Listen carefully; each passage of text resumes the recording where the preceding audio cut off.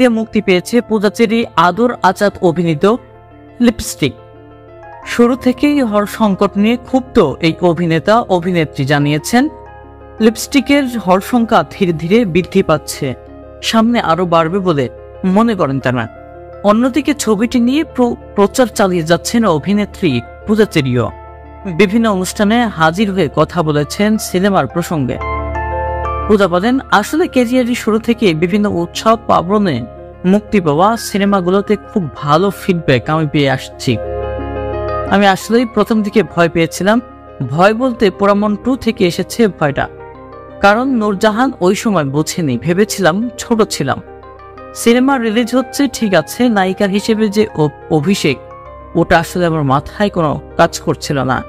এখন পর্যন্ত আসলে আমার খুব প্রশংসা পাচ্ছি। দিন যত যাচ্ছে অভিনয় দক্ষতাও আরো বাড়ানোর চেষ্টা করছি, যদিও আমি অতটা ভালো পারি না, কিন্তু চেষ্টা করি। এই অভিনেত্রী আরো বলেন, আমার মনে হয় এখন আসলে সবাই একটা উৎসবের পেছনে দৌড়ান। আমার সিনেমা আমি বানিয়েছি, এটা ঈদের মুক্তি দেব, এর বাইরে রিলিজ দেব না। 11টি সিনেমা মুক্তি পেয়েছে হলে, এত টাকা খরচ করে সিনেপ্লেক্সে ব্লকবাস্টারে সিনেমা দেখতে চান না, তাও যদি থাকে 11টি সিনেমা। শাকিব খানের প্রযোজনায় মায়া সিনেমার কেন আপনার জায়গা ইথিকা পাল? এই প্রসঙ্গে পূজাচেরি গণমাধ্যমকে বলেন, আমরা আসলে গল্পটা দেখে অভিনয় করি।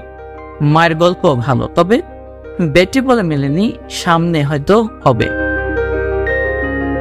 লিপস্টিকে জায়েদ খানের অভিনয় প্রসঙ্গে পূজা বলেন, তার সঙ্গে অভিনয় করে ভালো লেগেছে, তিনি খুবই ভালো মানুষ, ভালো। এবার হলে কি সিনেমা দেখা হয়নি, ব্যস্ত আছে। লিপস্টিকের জন্য হলেও হলে দৌড়াচ্ছি। সামনে ঈদে মুক্তির অপেক্ষা আছে। মাসুদ রানা, ওটা নেই, ব্যস্ত রয়েছি।